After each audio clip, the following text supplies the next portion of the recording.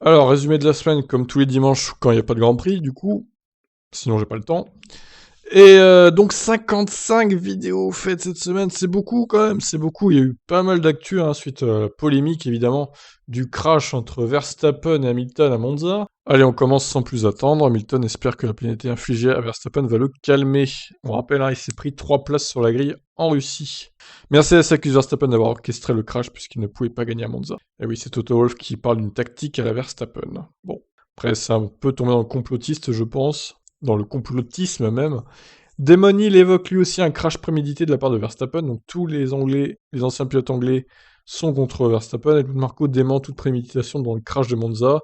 Bon, après voilà, faut pas non plus tomber dans le complotisme, je pense que calculer un crash comme ça, c'est impossible. Il aurait voulu faire exprès qu'il aurait pas réussi, je pense, tout simplement. Norris n'a pas voulu tenter d'attaquer son équipe à Monza, trop de risques selon lui. Il avait encore en tête le crash entre Hamilton et Verstappen. Alonso considère que le crash entre Hamilton et Verstappen était un incident de course, donc selon lui, il n'aurait pas fallu le pénaliser, Verstappen. Bon, c'est son avis à lui après, il a le droit de l'avoir. Alors, Raikkonen sera bien de retour à Sochi, c'est bon, il est guéri du Covid-19, tant mieux. Et Ricciardo, excité par sa victoire, promet qu'il a plus à venir. Alors attention de pas trop promettre de choses qu'on pourrait pas réaliser, Daniel, même si évidemment là, il était encore dans le feu de l'action, dans l'euphorie de l'action, de la victoire.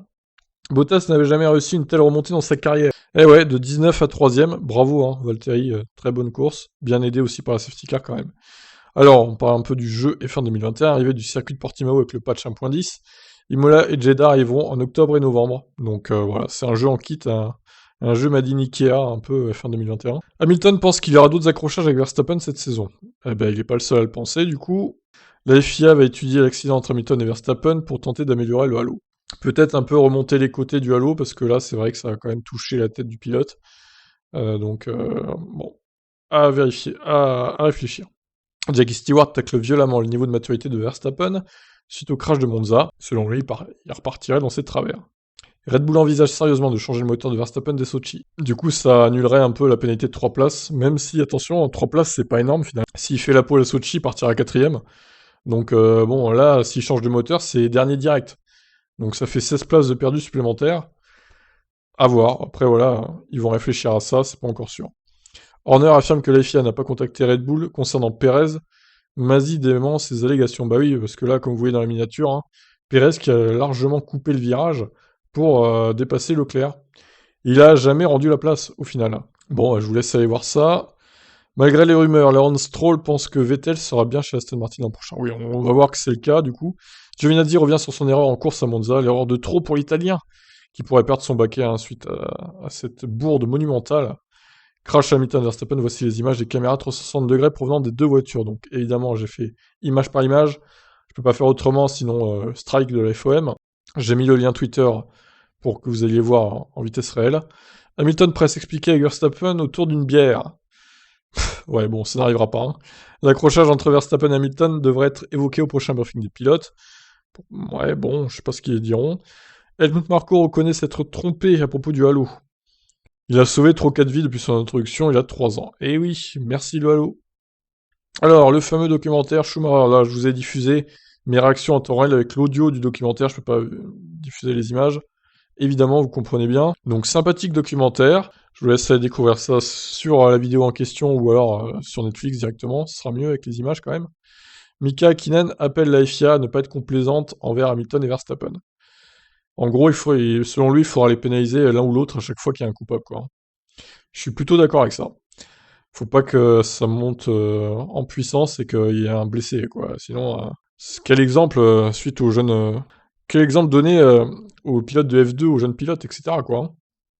Helmut Marko accuse Mercedes de créer des polémiques après l'accident de Monza. Ah, c'est vrai que lui, il n'avait pas créé des polémiques à Silverstone, du coup. Ah là là, sacré Helmut.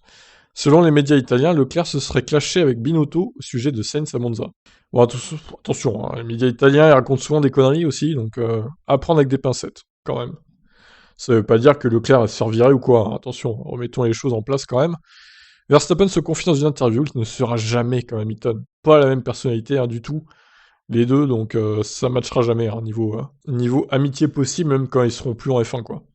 Mercedes confirme qu'Hamilton va bien après l'accident, mais sa voiture a de gros dommages. Bon, j'ai mis une miniature du défilé à New York, là, d'Hamilton. Donc vous voyez, il va bien, hein, il est avec ses amis en train de défiler, voilà.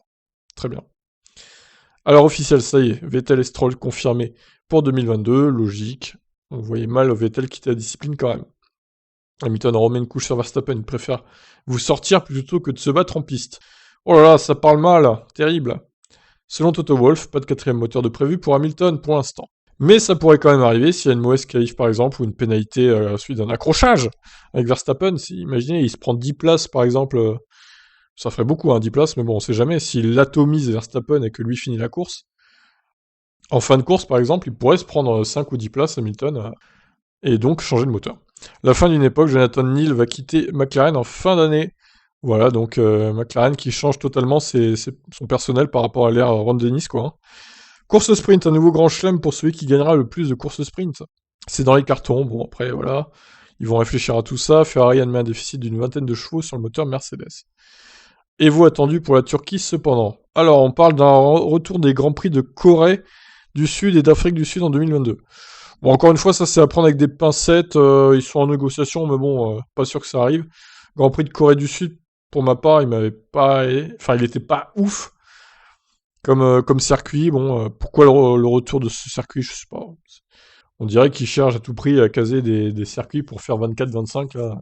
C'est un peu dommage. Futur fiasco en vue pour l'Alpine Academy. Hormis pour Zhou, pour qu'il reste un espoir, toutes les places sont bouchées pour la saison prochaine. Et oui, ça marche pas terrible, hein, cette Alpine Academy, pour placer les jeunes pilotes en F1. Demon, il attaque encore le pilotage de Max Verstappen. Visiblement, il a une dent contre Max, Demon. Vous étiez nombreux à réagir dans les commentaires. Permis à point, Norris et surtout Perez en grand danger. Et oui, parce que, surtout Perez, pourquoi? Parce que le Mexicain ne récupérera ses premiers points que en avril 2022, pour la saison 2022, quoi. Donc, regardez, il va faire au moins une dizaine de courses avec 5 points. C'est chaud quand même, hein. Le McLaren MP4 17 de Raikkonen, qui a roulé en 2002, est en vente pour 2 millions d'euros minimum. C'est mise à prix, hein, 2 millions d'euros. Donc les enchères vont sûrement grimper. Albon ne connaît pas encore le détail des clauses de confidentialité de Mercedes. Il va sûrement les apprendre dans quelques temps. Le gouvernement italien est appelé à aider Giovinazzi à rester en F1 avec une valise de billets. Bah oui, bien sûr. Allez, sortez 10 millions pour que Giovinazzi reste en F1. Il va faire un crowdfunding même, hein, pour qu'on y ait, allez. Non mais sérieusement quoi, un peu de sérieux. Wolff tente de clarifier ses propos sur la faute tactique concernant ses propos donc de faute tactique entre guillemets hein, qu'il a eu envers Verstappen. Bitkowski pèse contre le manque de stratégie en quali sprint, ce qui peut engendrer un manque de spectacle. Effectivement. Horner accepte la pénalité de Verstappen mais ne la comprend toujours pas. Pas de bol.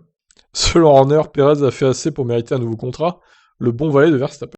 Et oui, il donne la spie et tout et tout. Il se sacrifie pour Max, Sergio. Ah, c'était dans son contrat, hein, je pense. Hein. Il le savait avant de s'engager. Hein.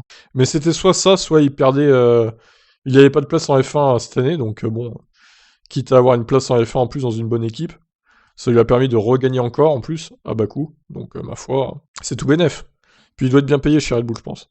Calendrier F1 2022, le Grand Prix de France pourrait être supprimé, les EL1 de Monaco pourraient passer au vendredi, parce qu'à la base c'est le jeudi, hein, Monaco, hein, les EL1.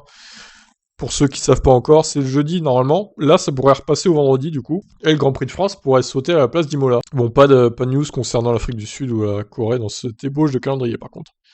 Encore une fois, voilà, c'est à prendre avec des pincettes. Quelques idées de pilotes pour minimiser les quali sprint.